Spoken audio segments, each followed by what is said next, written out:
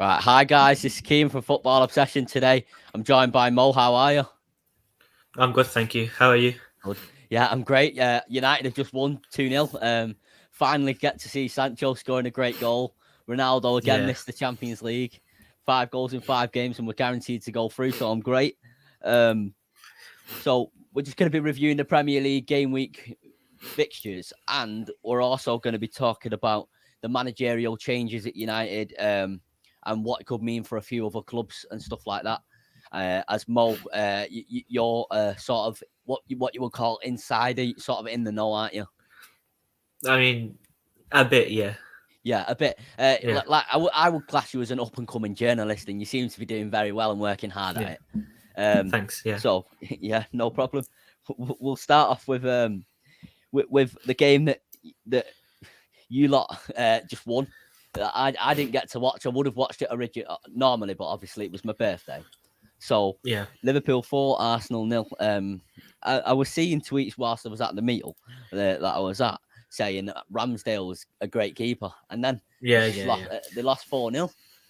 What happened? How did that game play out? I think it was just that in the first half, Arsenal they were like pressing really well. They're doing everything good. Like they kept us on our toes. But I think second half, things began to fall off. Like Liverpool were just pushing and pushing, getting goals. It was just like once the first goal went in, like just knew that was going to happen again and again. Yeah. Yeah. Okay. Yeah. Like Arsenal seems to be on very good form. Sorry, let me just address this message. Imani says I'll be back in 5 minutes. Fair enough. Just so you guys know, we'll be addressing the United game last rather than in order because Mo has sort of information on the managerial changes, and I've got a few questions. So it's been an interesting sort of season for Arsenal so far, in the sense of they started off really bad and then they went on a great form, a great run, in the sense of they were like unbeaten for like 8 games or something like that. And Ben White was Yeah. performing well, Yeah. and all the new signings was performing well. But Liverpool just seemed to have too much for them, which makes me think, because I was thinking maybe they're an outside shout for top 4. That sort of makes me think maybe they're not. Maybe I was overreacting a little bit there, and they were just on a great run. What do you think? Where do Yeah. you think they can come? Who, Liverpool or Arsenal? Arsenal. Arsenal. It just depends on how they perform now. Because at the start, everyone was saying, "Oh, you're going to get relegated" and all that. But now, like they've begun to improve. They're getting their results. So, I mean, top 6, I think they can get that. Top 4, Okay. that's a maybe. Yeah, yeah, I agree with you there. I think maybe top 6 at a push with them. With Liverpool, you seem to be challenging for the title again. Whereas last season there was injury issues, there was obviously COVID was going on and stuff like that. So there was all Yeah. sorts of issues going on. Um, do you think you're where you need to be in the sense of to challenge for the title, or do you think there's still some issues going on?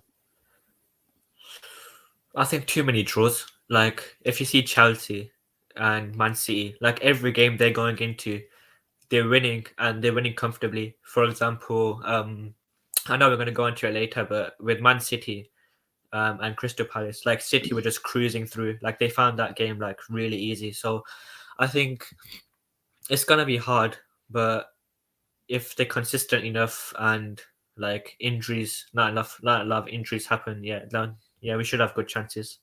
Yeah, I think I agree with you. I originally thought we would have a better chance of challenging for the title than you lot, but it's obviously not Yeah, worked same. out that way. Um, Yeah, it's obviously not worked out that way. And a team who I thought, it sounds stupid, but I thought they were an outside shout for the title. This West Ham team, they've just lost 1-0 to Wolves, and Raul Jimenez scored. It's great to see Raul Jimenez coming back from his injury and doing yeah, really well. It was obviously a horrible injury last season. He was out for nearly a year, and Wolves seem to be doing really well and even better than they were originally under Nuno. Now under Bruno Lage, or Bruno Lage, however you pronounce it. What do you I think don't the know his issue name, was but here? What do you think the issue was with West Ham here? Because obviously West Ham are the better team on paper for sure.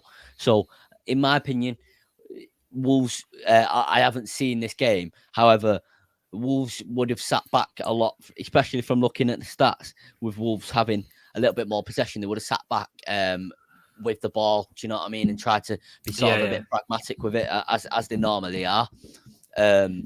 So it's an interesting dynamic to sort of think Wolves have beat third place West Ham. Do you know what I mean? Because if Wolves yeah, beat, yeah. let's say, third place Chelsea, if Chelsea were in third, it will be a different story. It will be like that's a great result. However, this result, in my opinion, has gone under the radar. So, do you think this West Ham team have gone like sort of overrated, or do you think it was just a blip? I think it was just a blip. I don't think they're overrated. Last season as well, they were doing really good. They, I don't know, I can't remember where they finished, but they did really well last season. And coming into this season, I just think that they need to be more consistent with the results because, like, losing to Wolves 1-0, like, nobody thought that that would happen, you know? Yeah, yeah, I agree. Especially when they're trying to challenge for top four. And there's Yeah, obviously rumours about Jesse Lingard going there, which sort of it's an interesting situation because there was a lot of rumours last week that, as we're going to speak about, United was in so much upheaval last week, and there was so much going on with yeah, so many players and the manager, etc. That it's like, geez, like it's a bit much this in the sense of the players are not happy, etc. So when the manager changed, every player is going to get a chance. Therefore, rumors that were going on originally may not be the case now. Do you know what I mean?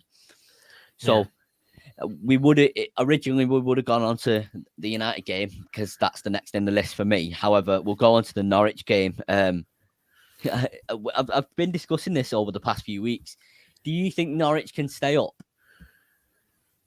I don't think they will, you know? No, No. because the manager to pull a few results together, it's obviously it's going to be very, very difficult for them to stay up. It's going to be a very difficult situation for Norwich to stay Yeah, up. However, they sacked the manager. They got the first win and then sacked the manager, which is yeah, like, I can't believe they've done that. Why have they done that? But yeah. maybe the thought process behind that, I don't know whether what if you agree with this was the thought process. A way of sort of we've got our first win. If we change manager now, we could end up staying up. Would that be the thought process behind Norwich's board? I don't think it was that. Coming into that game, like, they're not winning anything, and they've, like, just won that game. I don't see why they've sacked him, but it's a tough one, to be honest, because you can't, like, as a manager, you go into a game, you win that game, and you come out and the board, like, tell you you're fired. You wouldn't expect that. I don't think that. I don't know what happened behind the scenes, but I don't think that, they should have taken that decision. No, I agree with you, and I heard something. Well, I didn't hear. I saw something doing the rounds on Twitter. Whether I don't know whether it's true or not. That Daniel Farker had already been informed that he was going to be sacked regardless of that result before that game. And for me, and I was sort of saying to you in a group chat that it's a very highly emotional situation to put someone into, knowing that they're going to Yeah, lose the job before the game. But like knowing that someone, if I'm working tomorrow and I go into my job knowing that I'm going to lose my job regardless of how I do, I'm going to be demotivated and I'm going to be sort of upset. So it's a very sort of weird scenario to put someone into that, and I hope that wasn't the case. I hope that it was just a sort of mutual agreement. Maybe we can do better with another manager. Do you know what I mean? With mm. Southampton, do you think these are relegation candidates, or do you think that they're just going to be enough to stay up, have enough to stay up? I think they're gonna get relegated. Okay. Well, let me just I was sort of discussing with my uncle. Yeah, With the team, with a lot of teams that in this season, you've got Newcastle, you've got Norwich, you've got Southampton, you've got quite a few teams where it's like maybe they could get relegated, Burnley included in that. A lot of it is like it's not who are you better than, it's who is worse than you. What three teams are going to be worse than you for you not to get relegated, if that makes sense. And in my opinion, Norwich, Newcastle, maybe not Burnley are worse than this Southampton team. So it's going to be a difficult one. It's going to be an interesting sort of race, especially with this Newcastle team looking since the takeover, how they cope with getting relegated, etc. How do you think they'll cope with that? I just think if they get relegated now, like, the whole summer will be rebuilding the team, fixing everything up because they've got new owners who are really, really, like, rich. think they can bring in a few players. I don't think they're going to bring in like superstars, but they can bring No. in young talents into the team. They can bring in, like players that are willing to come. And if they get relegated, I think it's going to be strengthening over the summer and then challenging to come back to the Prem next season. Yeah. Yeah, I agree with you. I agree with you. We'll sort of move on to this Newcastle game because, in my opinion, what it's got to be for Eddie Howe, and I know Eddie Howe now has coronavirus, so hopefully he gets better. Yeah. I'm not sure whether he's got symptoms or anything, but I hope he recovers. But with what Eddie Howe's got to do till January at least is stay within reaching distance of getting out of that relegation zone and then getting a few players to hopefully stay up. It's obviously, again, it's going to be difficult, but with the two players, the two very important players in Callum Wilson and Alan Saint-Maximin, maybe they can do that. If they sort of decide to strengthen a little bit in January, what sort of players do you think they'll be going for? I doubt that they will do anything in January, by the way. Okay. I don't think they would do anything. That's interesting because, in my opinion, they need to sort of strengthen massively, especially in defence. The defence is definitely a championship level defence. Yeah, well, if they do something, then it's probably going to be like a defender then. But I doubt they do anything. Okay, that's fair enough. Well, Newcastle 3, Brentford 3. As I mentioned before, it was the day that these games were being played this Saturday. It was my birthday, and I had the United game on in the process of getting ready and stuff like that, whilst keeping up with other scores. And I was like, I saw that Newcastle game. It was like 2-2 at one point, and then obviously it was 3-3. 3-3 with Brentford again. They've not managed to get a win in quite a few games. Do you think there's a possibility of them getting relegated, or? I think they were a bit quiet against Newcastle, but like what they've done already against big teams, for example, like Liverpool, they drew against Liverpool like 3-3. Like it takes a lot to score 3 goals past Liverpool. So I think they've definitely got an attacking mind. Yeah. And they have some kind of balance, but it just depends on how the season falls out for them. For sure. Yeah, I agree with you. Again, they started very well. I just want to remind you guys, and it says for me there's 5 people in here. It keeps fluctuating between 12 and 5. Just remember to leave a like, and if you're not subscribed, subscribe. It would be massively appreciated. Again, like we say, Brentford started really well, but then sort of seemed to drop off. I'm wondering whether it could be a Sheffield United sort of situation in the sense of it's a situation where they started really well, and then, like I know Sheffield United with the lockdown, they were affected. However, when there's a break in the season, it's going to be massively. It's going to affect them. So, for example, if AFCON happens, African Cup of Nations, are they going to be affected massively? Do you know? No, I'm not sure, to be honest. No. Okay. No. So again, it's different variants for Brentford in the sense of staying up. And in my opinion, I hope they do stay up. I don't know about you. I sort of looked at that team and thought that's a good team. That's a likable team that I want to stay up rather than looking at like.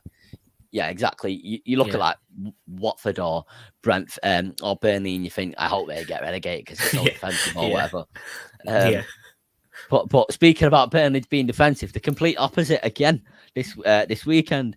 3-3, another game. Burnley and Brentford both scoring 3 goals, and Crystal Palace in the same game as well.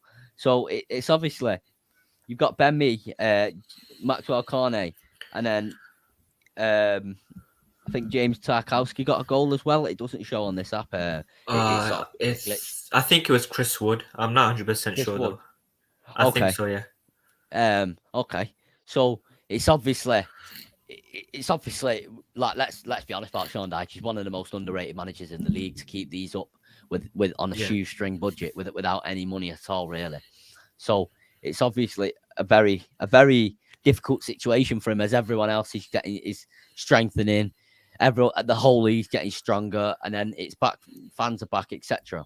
So it's going to be interesting to see whether they stay up. Do you think again these are relegation candidates, or do you think they'll be all right? I think they're going to be okay. Burnley will be okay. You know, they're going to scrape some results against like the big teams as they always do.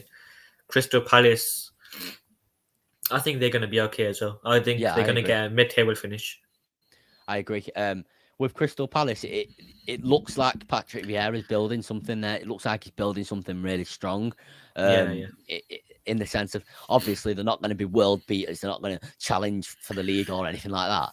But they're going to be a lot more stable than they were under Roy Hodgson, for example, or under previous managers, under Frank de Boer when he was there. And yeah, Christian Benteke seems to be back on form again, which is interesting. He always seems to pop up every season with about 8 goals and then leave again.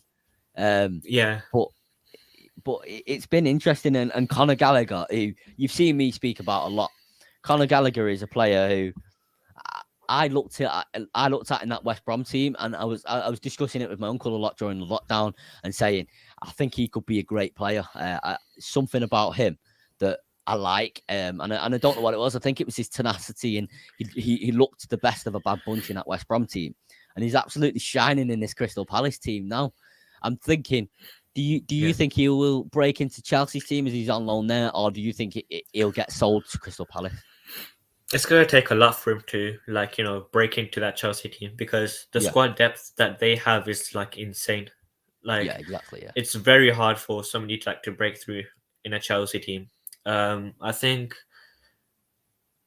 yeah, I just don't think it's going to break through there. I think if he goes to a smaller club, builds up himself there, yeah. gets regular first team football, then yeah, definitely. Yeah, for sure. I agree with you. We'll go on to a team who's being managed by someone who you're going to love because you're a Liverpool fan, Steven Gerrard. So Aston Villa are now managed by Steven Gerrard, so I want them to lose every game. But they won the first game 2-0. They Yeah, won the first game 2-0. And it seemed like just a routine win against Brighton. But Brighton aren't the easiest team to beat. They're not one of the worst teams in the league by a long stretch. And the level on points of United, for example, and Mm. I don't know whether that shows how good Brighton are or how bad we've been. I think a bit of both. But yeah. there's also a situation where it's like, does Steven Gerrard come in and try to challenge for Europe at this point in the season for them, maybe Europa Conference, or do you think it's just about not steadying the ship, but sort of making the team more stable and then getting ready for next season? I think this season they're gonna get more stable because I don't know if you watched the Brighton and Villa game, but Brighton had a lot of the ball, a lot, and whenever Villa had the ball, yes, they were clinical and they scored goals, but they never had a lot of possession. So I Yeah. think it's about rebuilding the team now, strengthening the team, increasing the position in the table. I think next season, then challenge for Europe. Yeah, I agree with you. I agree with you there. Looking at the stats, you were saying Brighton had a lot of the ball. They had 63% possession to Aston Villa's 37%. And Brighton, they seem to have dropped off a little bit from the start of the season. And they've got a manager Yeah, who, as you know, I absolutely love the manager in Graham Potter. yeah, It's a dream for me to have him at United. Again, we'll speak about that in like the managerial situation at United soon. But at the end of the day, with Gerrard, I don't think there's much you can base how he's going to do off, because the Scottish League, in my opinion, is the equivalent to like EFL League One, maybe League Two. So there's not much you can base how he's going to do off the Premier League off. However, it was about time that he had to make that step. If I'm looking at it from like an unbiased point of view, he had to make that step from the Scottish League to the Premier League for then the inevitable to eventually happen where he manages Liverpool. Whether that's when Klopp leaves or whether that's in another 10 years, etc., we don't know. yeah. But I would think that this is a stepping stone for him. Do you agree with that? Yeah, definitely. Yeah. I think coming from Rangers to Villa, it's a big jump in itself. And then hopefully, yeah, he succeeds at Villa. And whenever Klopp leaves or whenever the managerial role becomes vacant, I think Liverpool would definitely go for him. Yeah, for sure. And Ryan says here, Gerrard's contract expires when Klopp's does. I don't actually know when that is. Is that in 2 years? Is it I think the contract? 2023, I think. I'm not 100% Yeah, so sure though. 2 years. So yeah, so it's going to be, obviously it's going to be an interesting dynamic.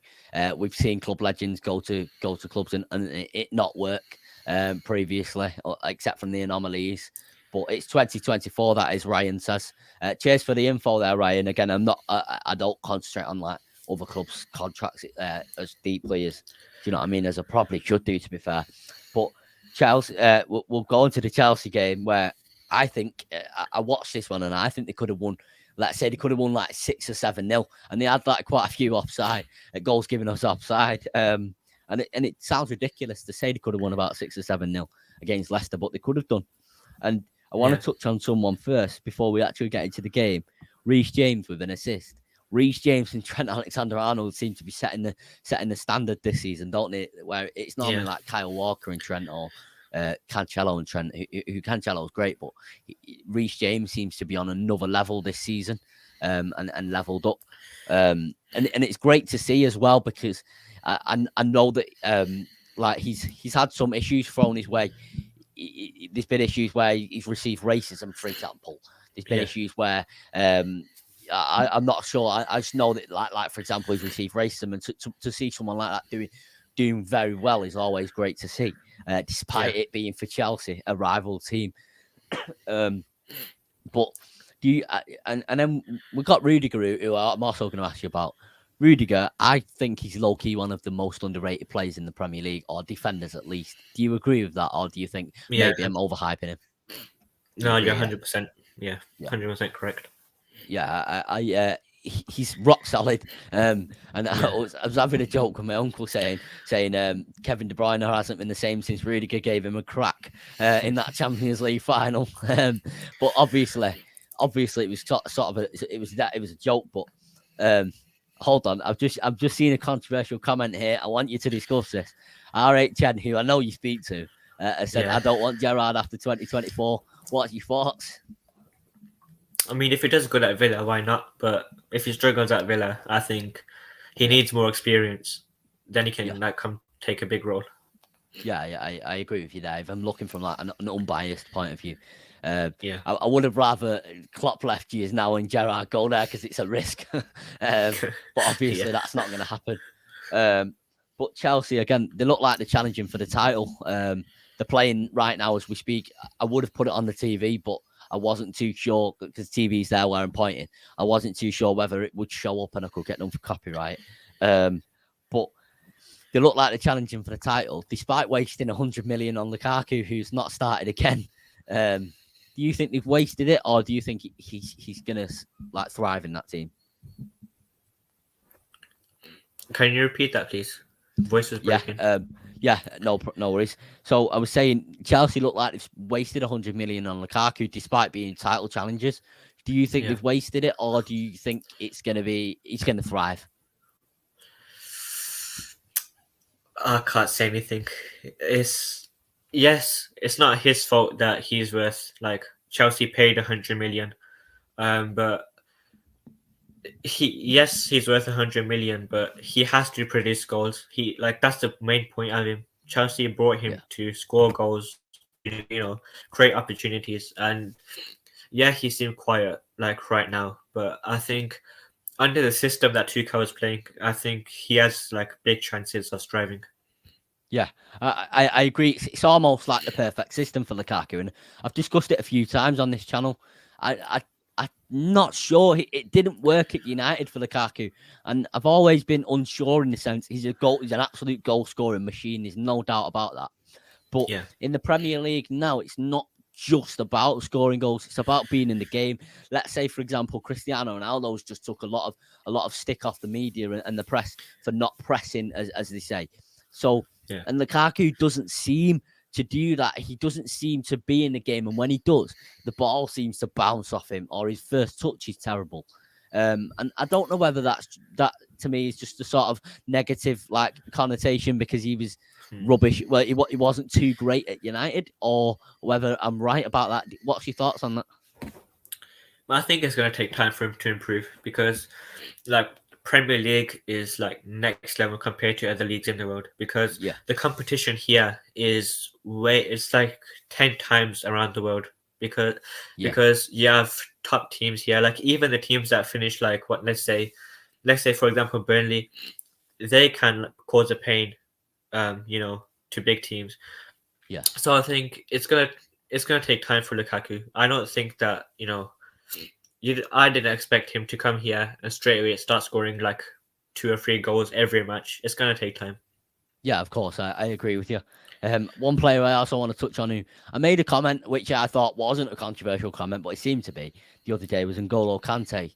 He, Hmm. in my opinion, he's the best midfielder in the world. Would you agree with that, or do you think there's someone else? He's good, but I wouldn't say he is the best right now because there's a lot of good players out there right now. Like for example, Modric and Cruz, they were really good over the weekend, and they've always been great.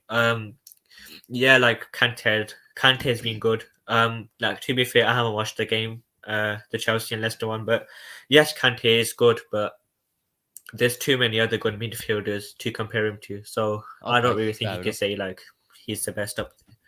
Fair enough. I just want to address this comment because it makes me smile. Gavin says, Blakey says, evening lads, Sancho. It's obviously a funny comment that. We'll move on to the last two games before we address the United game. We'll address the United game, and then I'll ask you a few questions from what you know about the manager's sort of point of view, the manager's Yeah, situation.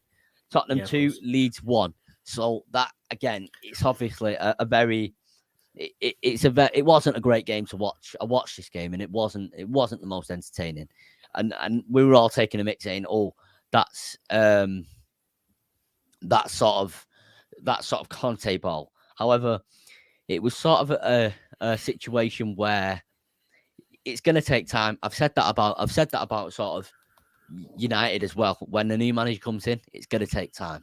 However, Yeah, they've not looked great at all, and I think Harry Kane, he had an all right game, but he should be doing better, just like Harry Maguire should be doing better for United.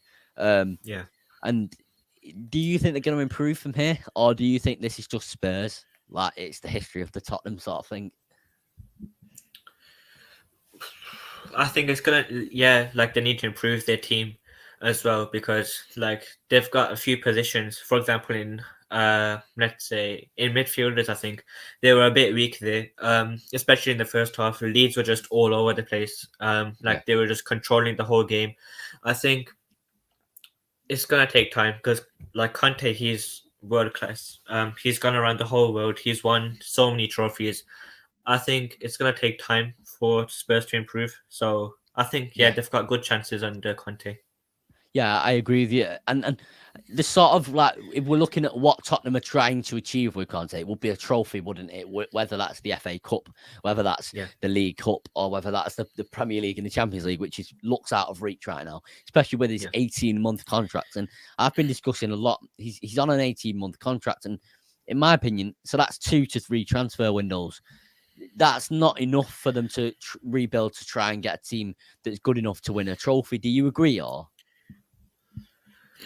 I mean, I was told that the Spurs board were willing to give Conte the facilities he needs and everything he needs. So I think Spurs were willing to give him around 100 mil to spend in January or in the summer, but Okay. I think I don't think that it will like 1 or 2 players coming in will change the Oh, whole thing. I think it's gonna take time. For yeah, I example, agree. with other teams, you can't just expect a manager to come in with the team you have and straight away start winning trophies. It's gonna take time. Yeah, I completely agree with you. Again, the manager's going to want to implement his style, his mood, his tactics, and get his own players in and stuff like that. So it's obviously going to Yeah. be, again, it's going to be a time thing. We're going to move on to City versus Everton here, and I've been Okay. very confused. I've seen a lot of Sterling slander from City fans, and not just City fans on Twitter. There's a City fan that is a grown adult who is friends with my uncle, who really doesn't like Sterling. It's like an agenda. But Hmm. I really think he's a great player. Yeah. And maybe I'm saying that because he's a United fan. But honestly, I think he's a good player. Do you agree that Sterling is a good player and he got on the score sheet against Everton? Yeah, definitely. He's Yeah, he's really good. It's just that it's it's just like if you don't take your chances, for example, that really easy chance he had, I think in the second half, it was literally a tap in.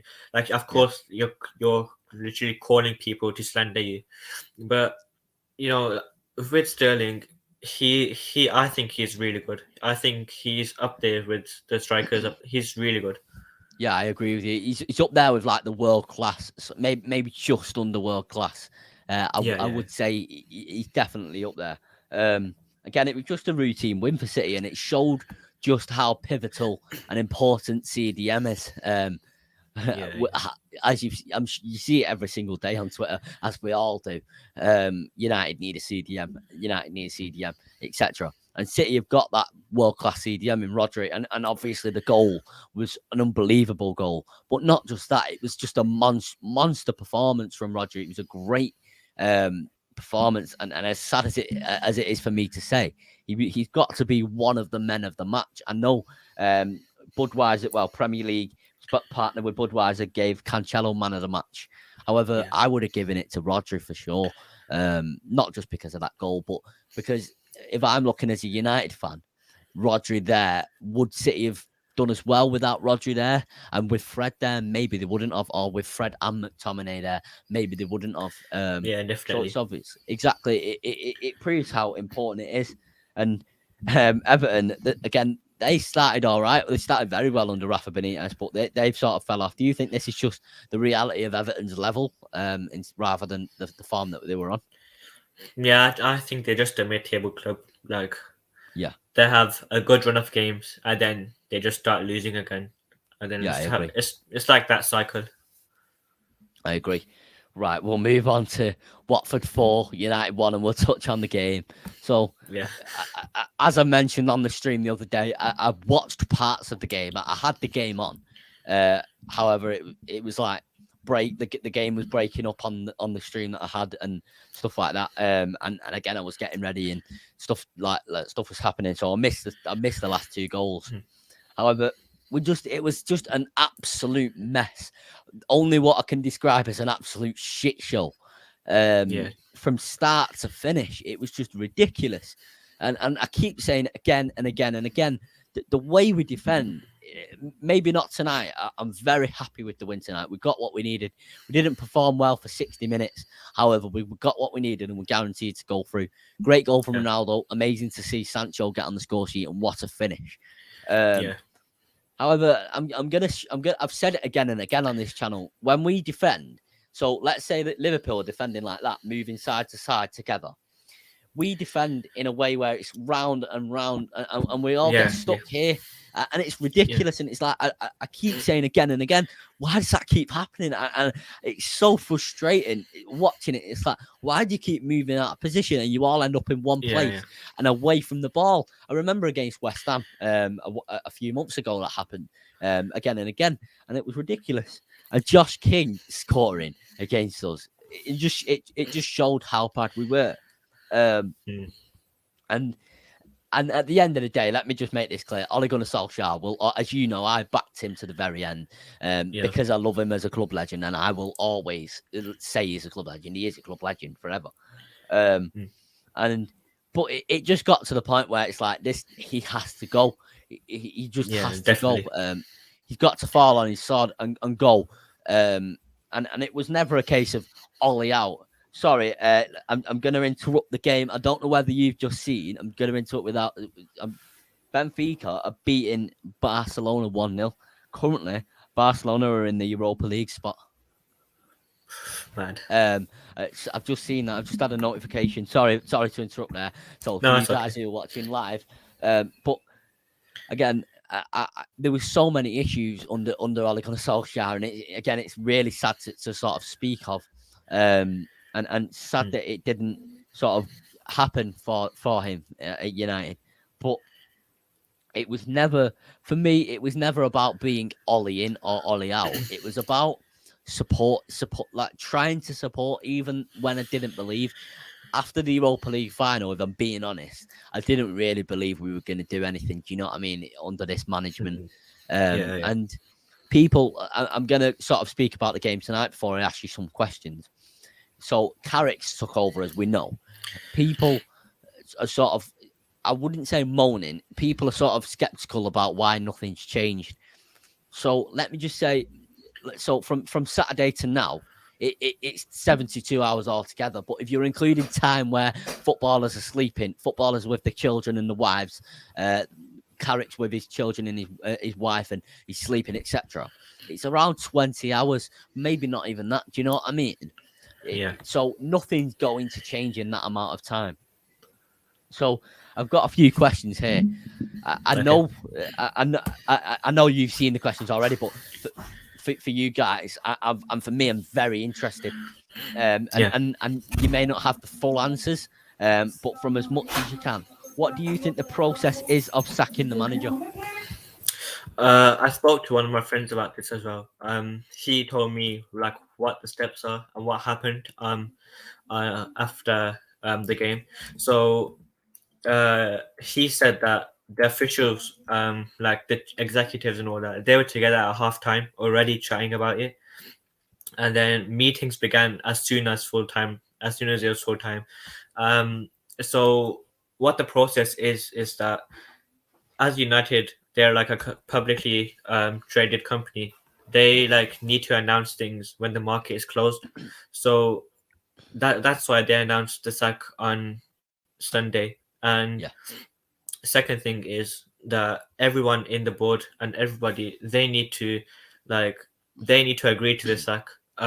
It's not like half the board are like we're fine with this and half the board are saying no, like keep him. Everybody has to agree with it. So that's why it may have taken a long time.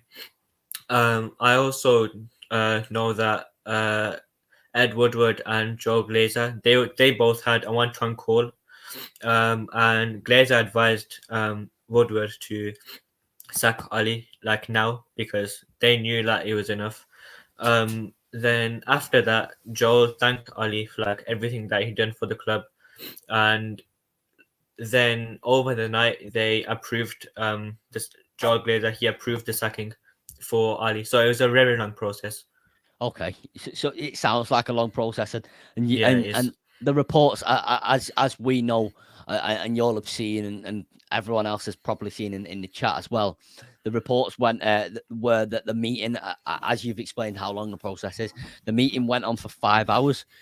Let's say Ole Gunnar Solskjaer, was he on the like, do you think he was on the team bus on the way back to Manchester whilst these meetings were going on, and he was in this meeting? So he was on like Zoom, for example. I don't think that they were together in the meeting because when you need to sack a manager, like it's just sad to think that you bring the Yeah, manager very in, true. you say everything in front of him, like we're gonna sack you, we've had enough, this is it, like you're going. Yeah. So I think they decided everything together and then they informed Ali after. So I think that's what happened. Okay. Okay. So, if it was going on for 5 hours, was all the conversations the previous things that you mentioned, or was there other conversations? Was it should we sack him, shouldn't we sack him, or was it we're going to sack him and we need to get his compensation package of £7.5 million? Which, let me mention, I think you've seen Ole Gunnar Solskjaer donated that £7.5 million Yeah, yeah. to charity. So if you ever by any chance do see this, Ollie, you probably won't, but thank you if you ever do see that. But again, it just shows what a nice guy he is. Yeah. So was the conversation, should we sack him, shouldn't we sack him, is that why it went on for 5 hours? I'm not sure why it took 5 hours, but I think as soon as the board sat down, I think they had a clear plan of what they wanted to do, which was to sack him because they could have sacked him before the international break, spent those 2 weeks finding a replacement, but they didn't because of how much they trusted him. Because Yeah. you don't like you don't say to a manager, okay, we're gonna give you a week off, go on holiday or something. Like they trusted him a lot over the past weeks, especially I think after the Liverpool game, he was literally like on thin ice. He was about to get sacked, but he saved himself. After that, then the board were like, okay, we trust you, take us forward, and we'll see what happens. But it's it's hard to sack him as soon as the international breaks over too, because like Yeah. what have they got now? Because they've got Yeah, I agree. consistent games in a row. they need to find a replacement. Like the club's in a mess right now. I agree with you. I've actually had this exact same conversation, well, similar conversation with my uncle and even with my mum. So people are moaning. Well, people are sort of again skeptical why Carrick has been left in charge, and I'm sort of going to say like let's say they did sack him on Saturday, they would not have been able to find a replacement like that. Whether they should Yeah, have or not, it's a different story. It's just not possible. And even if it was possible for them to announce Pochettino, for example, he would have had to fly from Paris to Manchester, which I know doesn't take long, but then he would have had to find out, get in a hotel and settle in. So it would have been a matter of just hours of it would have probably been yesterday where Pochettino settled in Manchester properly. So yeah, again, it's a situation where we've got to have someone. We need this coaching staff to go, which Imani Donny has mentioned here. They think it's also a coaching thing. We need this coaching staff to go. However, it's going to take time, as you say, as many people are saying. It's going to take time because the players need someone there. Do you know what I mean? They need someone there to take over. They can't just have no manager at all. So they need someone there. So again, we'll move on to someone who just mentioned Pochettino. The reports are Pochettino yeah. will be the next manager, and that he's desperate for this job. And I've seen reports from that from 2019, for example. So why is it Pochettino so desperate for this job and he doesn't want to stay working with one of the best attacks in the world in M&M? Yeah, I tweeted on this in the day, so I made a thread of the reasons why he wants to leave. I'll explain it briefly right now. So, reason one was like he's fed up of the ego of some players. For example, the front three, Messi, Neymar, Mbappe, and he has that feeling that he just can't manage them. Like that's his feeling. The second reason was, as you said, he wants to manage United. He's desperate for the job. Like right, he's pushing for the job now. One of my go-to sources, he's told me that like Pochettino's literally waiting for United's offer. Like that's how desperate he is. The third reason was his relationship with Leonardo is and sporting directors is absolutely like in the bin. Like it's been at its lowest since Pochettino joined. So the relationship in the club is not good as well. And final reason is that he wants to be with his family. His family are currently in, I think, London right now. Probably London, yeah. And yeah, and he's living in Paris in a hotel. So there's lack of connection there. So I think he wants to be back with his family as well. That makes perfect sense.